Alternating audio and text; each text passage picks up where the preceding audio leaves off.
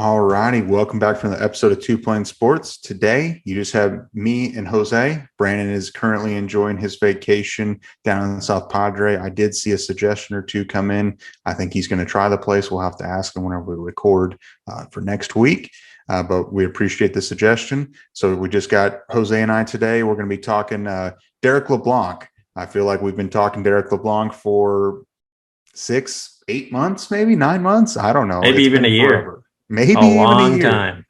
So we need to figure out exactly what video was our very first video to talk about him, because it's been a long time. He ended up pulling the trigger, announcing his commitment to the Sooners. Huge addition. That's a transition for OU recruiting on the defensive line. We're going to be talking about the ramifications of this commitment for the rest of this 2023 chosen class, what it could be, where it's heading. Could it be top 5? Could it be top 3? I know Drum was on saying that there's a scenario where it's top 1. I don't think anyone, between me and Jose, think it's going to be number 1. We have to be realistic, but top 3 maybe. Then we're going to be talking about OU has had quite a few players already on campus this week. There's quite a few more showing up this weekend. We're going to be talking about some recent offers given out, some kids that are visiting. The number 1 defensive lineman's just arriving in town as we're tweeting or recording this, David Hicks. So we got a lot to talk about. But before we get into it, we just want to say we appreciate it. We're over 4,600 subscribers. We're going for 4,700 with an ultimate goal of 10,000 this year. Hit the subscribe button, turn the notification bell, like the video, comment. I think Jose is going to do the individual challenge for us since Brandon isn't here. So you'll want to stay for that. And then follow us on Twitter. We've gained over 300 followers on Twitter this month. You guys are showing us a lot of love. Keep it going. Keep spreading the word. Instagram, we're finally starting to be consistent and actually post on Instagram now. Facebook is linked up to Twitter. So all those will be linked in the description. And then if you're listening to us right now on Apple or Spotify, leave us a review, follow our channel. It helps us out a lot. The algorithm is finally starting to push us on that platform. We're growing there. Just take 2 seconds and help us out there. And we've got something to announce. We've got a membership program on YouTube now. So, nothing's going to change if you don't want to sign up for it. We totally get it. This is just more of a way for people to have more access to us, help us out. All the money that we do end up getting from this will just be put back into the channel, whether that's recording stuff, merchandise that we're working on, tickets to give away, things like that we're going to try to, whatever you give us, we're going to try to give a lot back to you guys out of it. Some of the perks, you'll get different loyalty badges for however many months you've been signed up for the membership. You get early access to new videos. So we normally release Monday, Wednesday, Friday at 9:30 a.m. Central. People that, are signed up for this will have access to at 12 a.m. the morning of the release. So Monday at midnight, you'll be able to watch the video, or any time before 9:30. Then we'll do member shout outs too, things like that, where, we'll just kind of go through and just appreciate and thank you guys for helping us out. And then priority reply to comments. If you've got specific questions, we're going to make sure that you guys get your answers, and, anything that you want to know about us or about recruiting. And then we're going to do some member only videos and member only live streams. We're going to probably do 1 or so extra live stream, maybe 2 extra live streams a month, maybe a few member only videos a month. And that can be a lot more dictated towards, what you guys want to see, what your questions are, and things like that. It can be a little more dictated to what you guys want to see. So go on our channel, find it, join the membership if you want. If not, no big deal. This is just a way for us to, be able to get more content to you guys and answer your questions a little bit easier, just because it's hard to keep up with everything. So, okay, I'm going to be done with my soapbox. I felt like I talked for like 5 minutes. People probably are fast forwarding right now, like, dude, this guy needs to shut up. So we'll get into it. So Derrick Leblanc, like I said in the intro, we've been talking to him. We're talking about him for 6, 9, 12 months, something like that. It's been forever. He's 6'4", 270-pound defensive lineman from Kissimmee, Florida, 2023 4-star, number 101 overall, and number 13 defensive lineman according to 247's composite score. 247 actually has him a little bit higher at 64 overall in the number 9 defensive lineman in the class. He ended up picking Oklahoma over Florida and Penn State. Those were his top 3. Huge commitment. This is really the first time that you can see the true Todd Bates effect as far as a commitment goes. Obviously, there's been a lot more interest in Oklahoma along the defensive line. LeBlanc projects to play at within the interior. He's a huge get. What do you think, Jose? Yeah, I mean, I think the first time we might have talked about him was along with a few other defensive linemen in this class that are still to be determined, but it's been about the Todd Bates effect. Like you said, this is the first time we've actually gotten to see it work out in Oklahoma's favor. And I mean, from not just from what Drums reported, from the opportunities that we had of talking to people that were closer to this recruitment, if it wasn't for Todd Bates, Oklahoma had absolutely no chance at getting him. He was going to go wherever Todd was coaching. So if he was at if he was at a good program and he was going to be coaching a defensive line, that's where this kid was ending up. So luckily he's a Sooner. He's a good guy. So now Derrick's a good guy. Now we'll just get to wait and see. Some people that I saw on Twitter, and I've been watching some videos that were released a little earlier after his commitment, are thinking that there's a chance he jumps up to a 5-star ranking. I think that is made a little bit of a stretch, and that's by no means any slight to his talent. This dude is extremely talented. I think he's definitely one of the best linemen and defensive linemen in this class. I think it's just tough to start climbing the ranking at this point, unless there's very limited film, which there may be. But he's been playing defensive line, I believe, most of his life at this point. So scouts at this point, they probably feel like they know as much as there is to know about Derrick LeBlanc, but he may need to have a 5th star after, maybe they'll go back, look back Visions 2020, right? And they'll see after his collegiate career that he should have been a 5-star player. But I just don't see it happening, at least this senior season. I could be wrong. I think there's just going to be a battle to climb. And I think it was Parker Thune or Brandon Drum said, like, once you get to a certain threshold and there's so much film on you, these scouts from these recruiting platforms are going to be less likely to start bumping you up. I think that's quickly just touch on it. Like, that's why so many people believe PJ is going to be could keep climbing, because there is such limited film on him. Derrick is going to be an amazing addition. I think he's going to be a perfect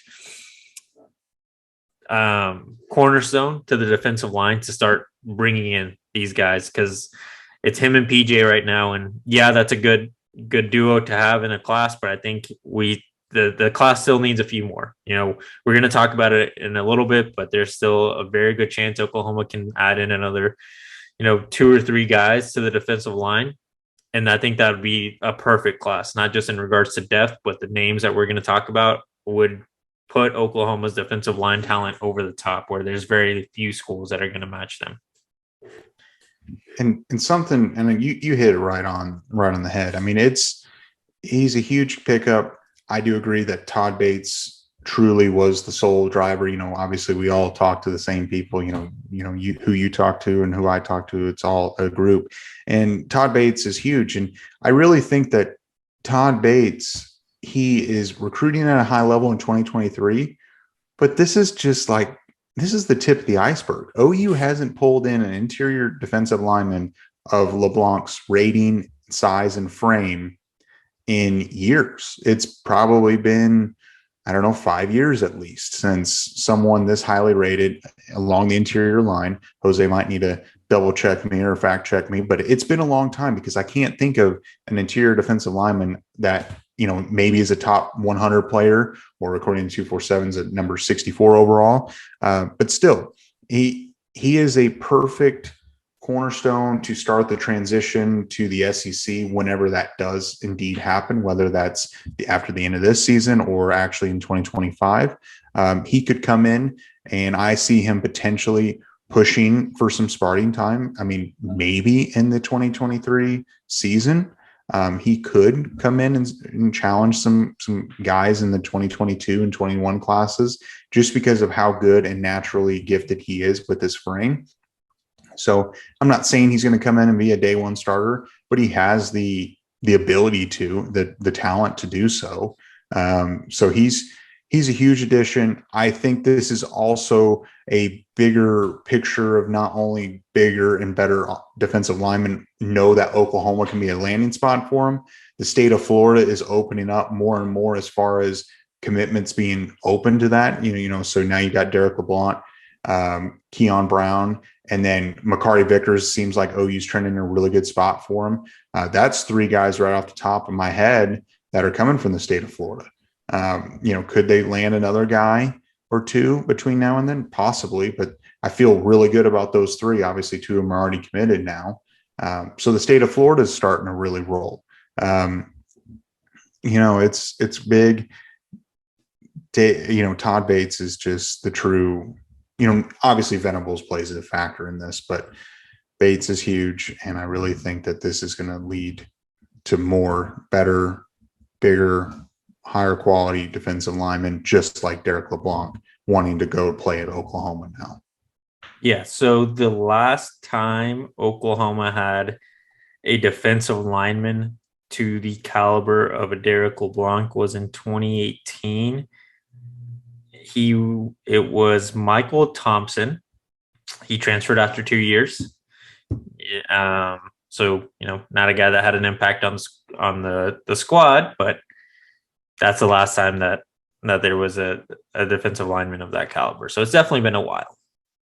Yeah, it definitely. So, 4 years. So, but still, it's going well. And I think that kind of leads us into a good transition. As we got onto this podcast to record, so this is Thursday night, Brandon Drum put out an in-person interview with Derrick LeBlanc about, his post-commitment, who he's recruiting.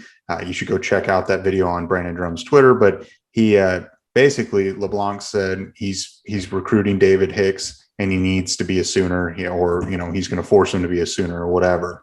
And as that video came out a little bit before then, David Hicks announced on Twitter that he's arrived in Norman for his unofficial visit.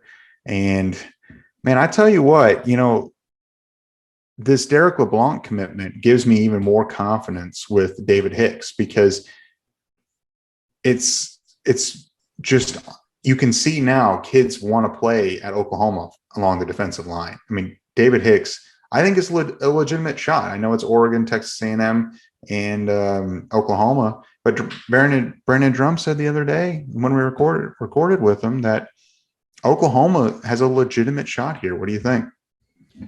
Yeah, not just the commitment of Derrick, but what Brandon said during that video, that even some A&M insiders are starting to notice Hicks is talking up Oklahoma a lot more than he has in the past. So that's got to be a good thing. He's there on the last weekend. I believe the dead period's about to start, over here for about a month. So it's the last time that he'll be able to go on campus for a while. And he chose Oklahoma to be able to visit. Now, I think what will ultimately be the factor here is during the school year. Is he going to take a lot of visits to College Station? That's going to be to be determined. I know you said that he is taking his official visits to Oklahoma and A&M during the fall.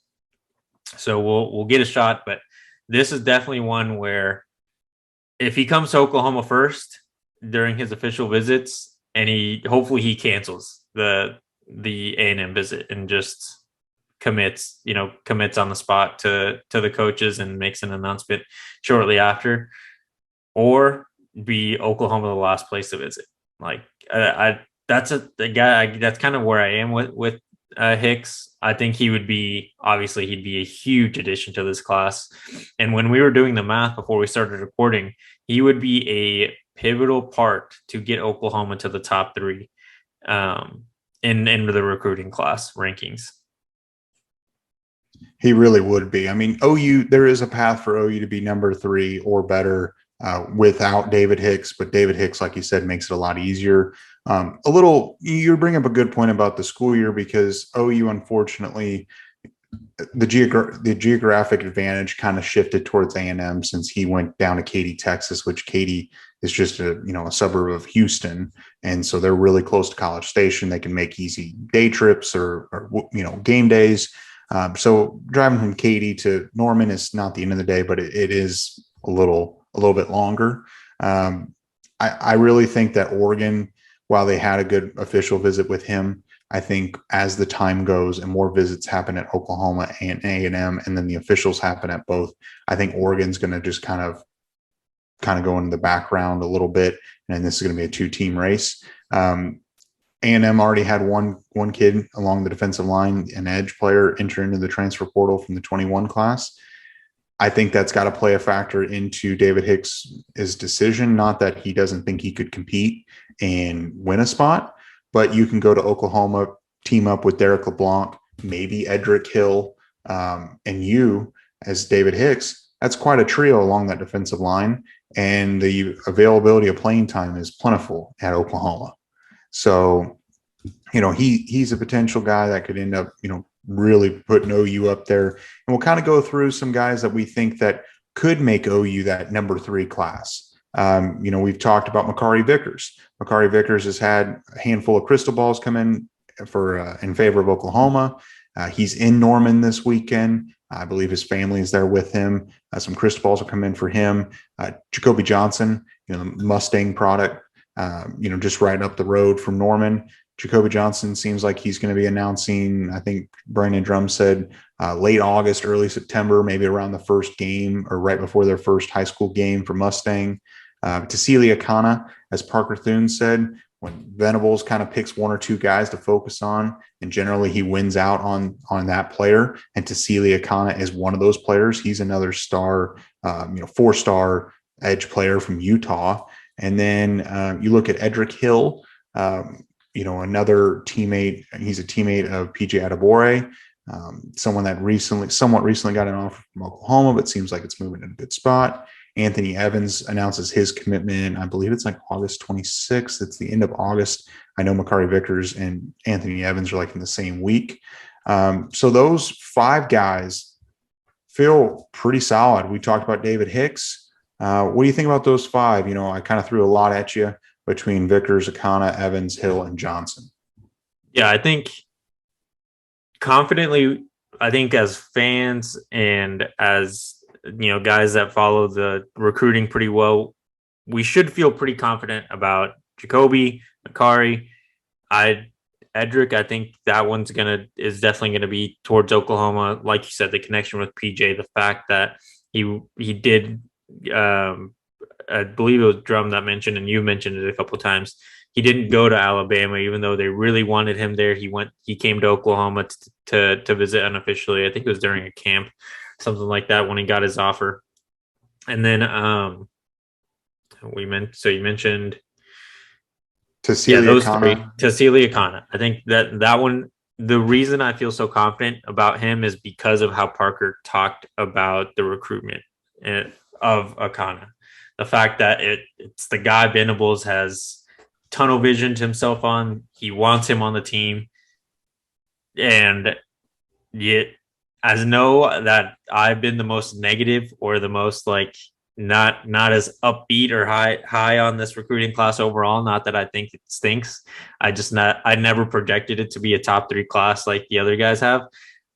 I think Venables knows what Akana can be. He's already pictured what he's gonna look like in his defense, and he's not gonna let that go. He's gonna make sure he does every single thing possible to make sure Akana becomes a Sooner. And I'm excited to hear how his visit's gonna be at the end of this weekend, because he should be there. I believe tomorrow he'll arrive to campus and be there to Sunday. Yeah, no, he will be there. Again, I feel really, really confident with Akana because of what Thune phrased it as. Granted, a lot of things can change. I know he wants to take his visits to like Oregon and some other schools. And I think his sister plays volleyball for Texas, but I don't think Texas is really a landing spot for him. So between those 5 guys, maybe they go 4 for 5. we got to be a little realistic. Maybe they miss out on one, but I could see a scenario, a very real scenario where they go 5 for 5 there. I agree. Kind of the last, another 5 guys to talk about. David Hicks, Malachi Coleman. Malachi's from Nebraska. He's a star tight end. Jordan Renaud. He's from, I believe, the Houston area. He's a defensive lineman between OU and Alabama. Peyton Bowen. We've talked about him at length on this show. Bowen's been flirting with Oklahoma for months now, visiting Oklahoma like a half dozen times or something unofficially, nothing officially because Notre Dame says no officials. And then you've got Ryan Yates. So that's 5 more guys. David Hicks, as we talked about already, seems to be a legitimate chance that Oklahoma could win out on this recruitment. Not 100%. Malachi Coleman, I think the performance of Nebraska this fall plays a factor into his decision. I think we asked Parker Thune about that, or maybe it was Drum, but I really think this fall really will factor in how does USC perform, how does Nebraska perform, and how does Oklahoma perform. Jordan Renaud, Brandon Drum said last visit is probably going to win his commitment between OU and Alabama. His family wants him at Oklahoma. And Peyton Bowen and Ryan Yates. Bowen's committed to Notre Dame, Yates to LSU. There's a scenario where OU goes 2 for 5. What do you think? Yeah, with Coleman, that one's interesting to me because when we talked to Drum about him for briefly, he mentioned like it's still pretty open. I just don't. That one's tough to read. It seems like he may stay at home in Nebraska. I could understand him going to USC because, the excitement behind the program right now. But as a tight end, I just don't think it makes sense to go to Riley's offense. Like we saw at Oklahoma, we witnessed it. And for the few USC fans that watch us consistently, for whatever reason, thank you for doing it. But look at the tight end position at Oklahoma over Riley's career. The best one was Mark Andrews. But since then, it's fallen off substantially, at least in regards to production. Not that Brayden Willis is bad, but we had Stogner there who ended up transferring, never really panned out at Oklahoma. Grant Calcaterra, while he did retire from football because of injuries, he did continue his career at SMU. It's not like we've produced pro level tight ends since Mark Andrews. And I mean, given the fact that it's 1 for 4 in the tight end scenario, it may just be because Mark Andrews was just that dedicated and that talented and was in a perfect scenario with him and Baker Mayfield to succeed. There's a lot of factors that go into just overall production, but 1 for 4, not a great track record for tight ends at Oklahoma under Lincoln Riley. That puts into question how are tight ends going to look in Lebby's offense. I think they'll be fine, but it is something that will have to be proven. Like you mentioned, it's this fall and how the teams pan out is going to be a big factor in this kid's decision. But I wouldn't be surprised if he picks staying at home. With who else did he mention? Oh yeah, Bowen and Yates. Bowen is just tough to read, man. Like you said, he's visited Oklahoma multiple times. I know he's visiting A&M as well, but he's like steadfast on his commitment to Notre Dame. If that is 100% what he's doing, maybe he's just going to go hang out with some friends, but it's tough to read in recruiting scenarios because for the most part, once you're 100% committed, you're not going to change your mind. There's no way you're changing your mind. You stop taking visits. Like you stay at home, hang out with your friends that aren't taking visits, and you just move on. Well, that's not what he's doing. And maybe that's going to be like more of a towards the end surprise, kind of like, wasn't it Jace McClellan that did like the last minute flip from Oklahoma to Alabama? I mean, there's a lot of possibilities with him, but I wouldn't count on it until he at least decommits. Then if he decommits, then I would feel pretty good about Oklahoma's chances. Yates, I think he would be the more likely one of Jackson's teammates to come over to Oklahoma, but still, who knows where that recruitment is.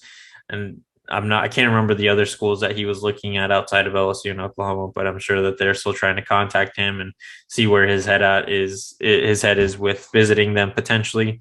Then you mentioned a couple other names there. I went on a little rant about Malachi. Yeah, the other names that I mentioned were Jordan Renaud, and that was the only other, and David Hicks. So Okay, you yeah. almost covered them all. Yeah, David, I mentioned him earlier. We just kind of have to hope that he can come to Oklahoma a few times outside of his official. But then you'd feel we should feel good about him. And then Renaud, yeah, just like not to beat a dead horse, but just like Thune and Drum have mentioned, you got to just follow the visits there. Whoever it seems like it's going to be, who's this kid going to visit last? Because that's when he'll make the commitment to the coaches that that's where he'll be attending. Yeah, and the other couple guys that come to my mind that could potentially, kind of pop in the picture. Could they commit to Oklahoma? Colton Vasek is still out there. He's still floating around. He seems like he was trending towards Oklahoma or not Oklahoma, trending towards Texas and Oregon. No commitment has happened. I think he's having some internal battle. I think Drum said that he's having some internal battles with, maybe going playing for his dad's school of Texas, but you know, what happens? Why not go to Oklahoma?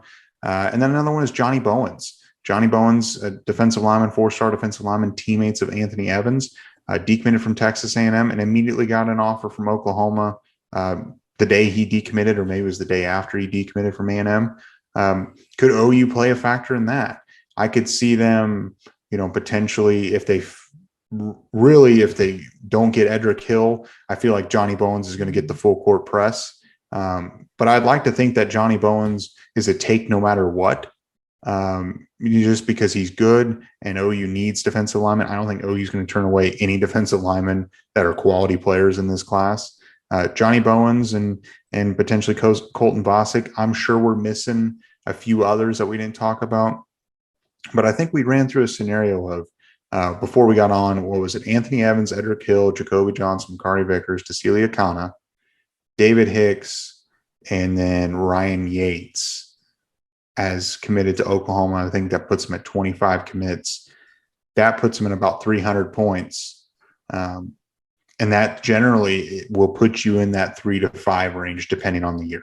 Most of the time, probably that 4 range. So if you get a kind of a surprise commitment of Colton Vasek or a Johnny Bowens or someone else that we're not talking about now who will pop on the radar later, and you get up to 27, 28 commits, top 3 was legitimate. But I think that 3 to 5 range is pretty possible. 3 to 7 is probably where they'll end up. But top 3, top 5, top 7, either way, it's pretty good.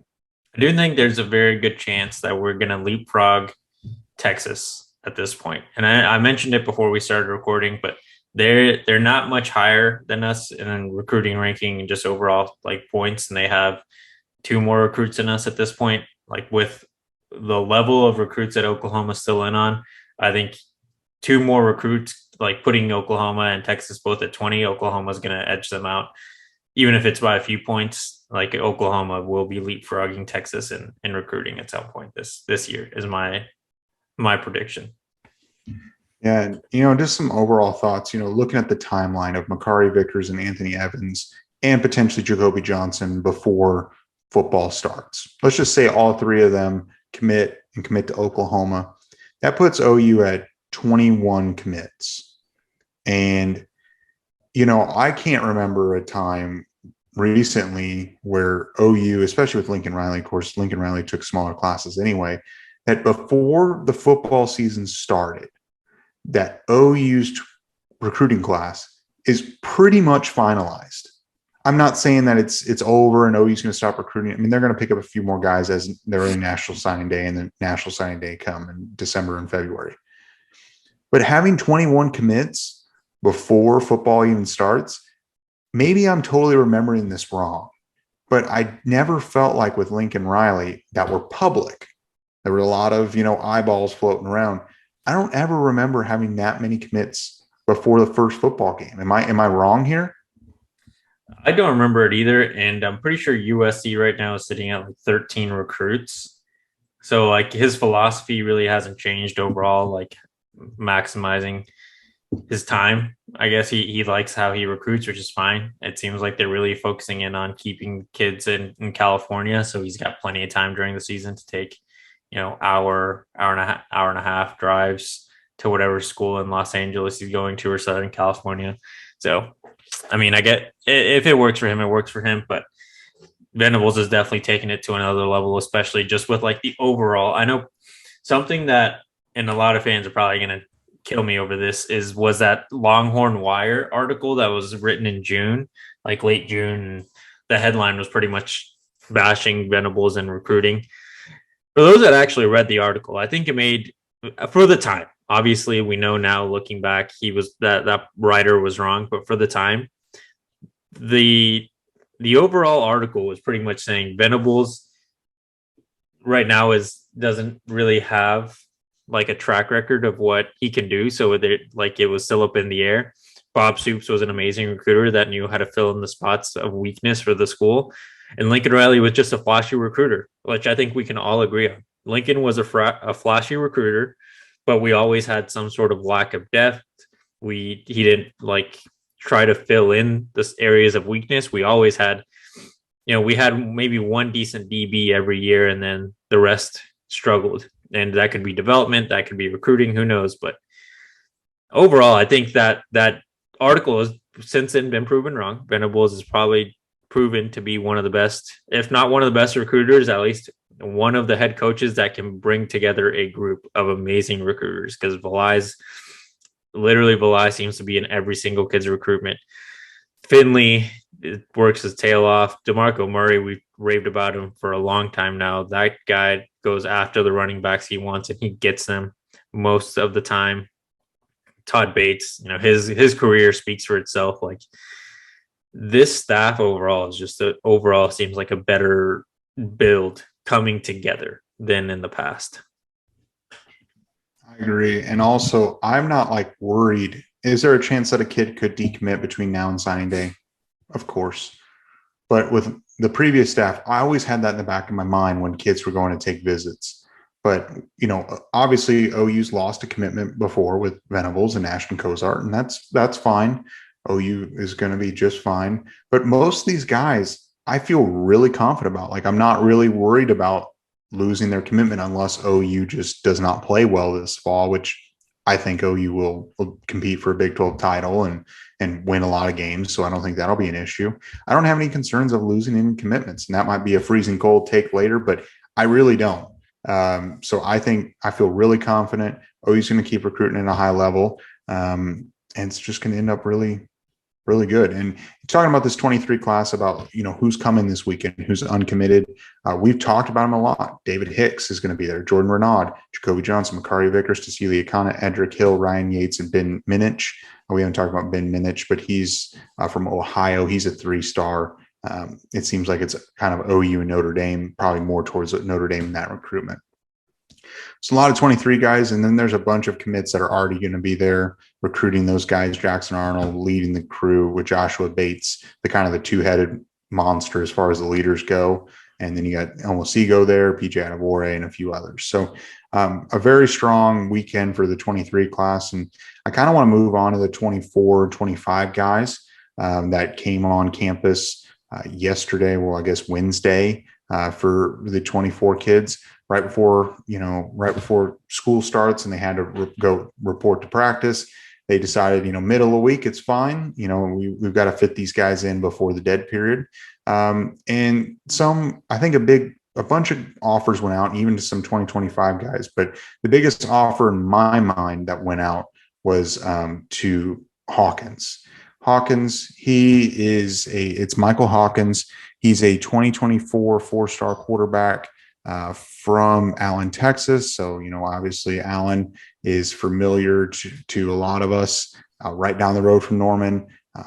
Produced Kyler Murray. Michael Hawkins, 6'1", 185-pound quarterback, number 143 overall, and the number 11 quarterback in the class. He's a 4-star. Like I said, he's the son of Mike Hawkins, who played at Oklahoma as a cornerback, and he played in the NFL for a handful of years.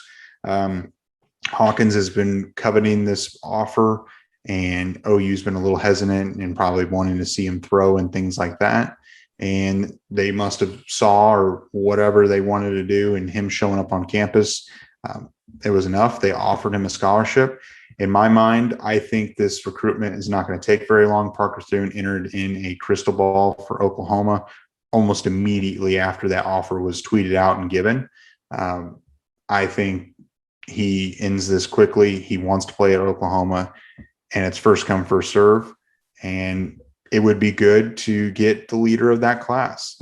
And while he's not quite highly as rated as Jackson Arnold, he very well could end up being rated even higher because he is going into his junior season. So he's got a lot of football left. But it would always be good to get the leader of the class on board. What do you think? Yeah, I agree. I mean, it would surprise me. The last time Parker put in a crystal ball super early in the kid's commitment was Caden Green. And look at how that worked out, right? It worked out pretty good for the Sooners. And I mean, Hawkins would definitely be I think it's important to get him to commit. If he is going to commit, get him to commit soon, hopefully before the football season, because now you have a year and a half to start recruiting for the 24 class with him leading and hopefully getting some of his, receivers, running backs, offensive linemen to come join him. And like you said, he's from Allen, Texas, the biggest school in Texas football. At least it was when we were younger. I'm sure it still is enormous. Pretty practically a college campus, it seems like, but I'm sure he's got plenty of friends, not just in a school, but with neighboring schools that they play that are just as talented. And if him and I think it was Peyton Pierce, the linebacker that Drum mentioned, if both of those guys come on early, they would be big time. Because now we've got one guy on each side of the ball that's going to help recruit each side of the ball. And then it'll just be a, domino effect from there. Like Cale Gundy tweets every time we get a recruit, it's a domino effect. We just need that one or two guys, and then we'll everything will be moving forward in the right direction. It would be smart too. I don't think Venables should try to force these kids to go take other visits if they are 100% in Oklahoma. As long as they understand that once they commit, they should not be taking any other visits or entertaining it, those opportunities outside of Oklahoma. If they fully understand what they're getting themselves into, let them commit, because we need to start getting some leadership for 2024. And I know it's early, but the earlier the better. I mean, you're seeing what Ohio State's doing. They got the number one quarterback like 3 months ago. Then they're going to start getting some traction with wide receivers in that class soon enough. Yeah, and I think we got to keep in perspective, while he is the number 11 rated quarterback, yeah, he's not DJ Lagway, the number 3 quarterback, who OU could end up landing, but, it's first come, first serve. He did start at Allen, Texas as a sophomore. For his first season starting at Allen, he threw for a little over 2,800 yards, 21 passing touchdowns, and 5 interceptions. He's also a dual threat guy, 730 rushing yards, 8 touchdowns. Not bad for a kid that, just came on as a sophomore at Allen, Texas, playing at the highest level of high school football, arguably in the country, outside of maybe, California with some of their, Mater Dei and St. John Bosco and those schools right up there with them. So he's playing at the highest level. OU legacy, he very well could be the first commit, and Peyton Pierce could be the first commit as well. A few other guys that a bunch of guys got their offers. Someone to keep an eye on would be Xavier Philisimi, I think that's how you say it. He's from McKinney, Texas. He's a 2024 wide receiver, about 6 feet. He's a number 93 overall, number 16 wide receiver in the in the 2023 class as a 4-star. He ended up getting his offer from Oklahoma. I think if you saw Hawkins jump in, you see Peyton Pierce jump in, Philisimi's right in that same area, that North Texas area. Could he be the first wide receiver to commit? But I will say, I don't think a rush of commitments is going to start for 2024 because of Venables' rules and the staff's rules about not visiting. But I do think that 1 or 2 guys could be those early commits this fall. And I would hope that it's going to be Hawkins or Lagway. Just get the quarterback in the fold to start that recruiting process early. So a bunch of guys that we tweeted about. We don't have enough time to go in depth on everyone, but those are just 3 names that come into my mind that I saw some offers for. I know a few running backs got some offers, and DeMarco Murray's identifying who he wants. But there's a lot of talent that's been on campus already, and a lot of talent that's coming up on campus this weekend. And OU is rolling in the right direction. Do you have any final thoughts or anything like that? You were going over Hawkins' stat line, and the fact that he plays at Allen, one of the best high school football programs in the country. How the hell is he not any higher than 11? I'd love to get, people watching that are still watching, go on Twitter and just tweet at 24/7 or on 3. Let's try to get someone that, like, one of their guys that submits their ranking for these kids, because I'd love to hear okay, maybe the kid just isn't going to enough camps, but then we could just come back say, well, what the hell, why is Arch Manning number 1? Because he never goes to any camps. He might be super talented, but no one ever sees it in a public setting. It would be interesting to hear how you're looking at a quarterback that started as a 15-year-old at one of the best football programs in the country and isn't even a top 10 quarterback. How does that make any sense? I'd just love to hear that their thought process. I'm sure that they have something pretty laid out, but explain it, because even to fans, that's just a number. That's why some people don't take these things seriously. How's anyone supposed to take you serious unless, yeah, you hit on some of them, but explain why some of these kids are ranked higher or lower when it doesn't make sense to an outside person. Yeah, and there's probably some guys, and I'm just saying this off the top of my head, I haven't gone and looked who's ahead of him. There's probably some guys that aren't playing at the highest level like he is. He's also, as a sophomore, won the Texas District 5 6A Offensive Newcomer of the Year as well. So he was the best offensive player, new guy coming in to the 6A District 5. I mean, he's got upside, clearly, at least from in his district, right? And maybe they might say oh, his competition's weak. Well, yeah, but look at the guys ahead of him. I would just love to understand the exact reasoning behind it, and I'm sure that there are some good reasons why he is that low. And like you said, he's got 2 more football seasons of high school football. He could be the number 1 quarterback by the time it's all said and done. Still a lot of football ahead of him. But for the end of video challenge, let's just do. We've been doing guessing recruiting rankings, so let's just kind of do something separate from football. Let's do something a little fun. Who is your favorite NFL quarterback of all time? It just kind of popped into my head because I see Tom Brady picture right behind Brum right now. That's very clearly his favorite quarterback of all time. The guy loves Thomas Brady. Mine, I don't know. I'm just gonna go with Brett Favre, because that's kind of what initially wanted me to be. I wanted to be a Vikings fan, but I never followed pro football until I got a little older, when Samantha Bradford was at the helm. So that's my reasoning for being a Vikings fan. So yeah, tell us who your favorite quarterback is at the pro level. That's a good one. A little different. It'll be interesting to see. I'm sure there's going to be some people that can't believe that I would like Tom Brady. It's ridiculous, but fair enough. Speaking of pro quarterbacks, did you see Aaron Rodgers roll into training camp in his outfit of the white beater? And looked weird. He needs a haircut. He's a cool guy, because I like him because of the Pat McAfee show, but cut your hair, man. He's an interesting kind of guy. I don't know. His tattoo's interesting. I mean, he's a fantastic quarterback. He's just an interesting guy. So made it this far. I know this video was really long, but there was a lot of stuff to talk about, a lot of good stuff for Oklahoma. We're a month away from OU playing. I mean, that's hard to believe that it's only about a month out. Getting pretty excited for that. So if you made it this far, hit the subscribe button, turn the notification bell, like the video. I failed to mention in the very beginning, we are going live Monday at 8 p.m. Central, excuse me. We're going live. We're going to have the JP and Travis show on. We're going to be talking recruitment, talking whatever questions you have, things like that.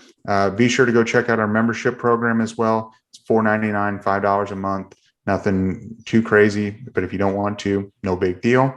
Follow us on Twitter, Instagram, Facebook. Everything's linked below. Listen on Apple, Spotify. Follow the channel. Leave us a review. It helps us out a lot. And we will catch you guys on Monday morning for an episode, and then the live stream Monday night.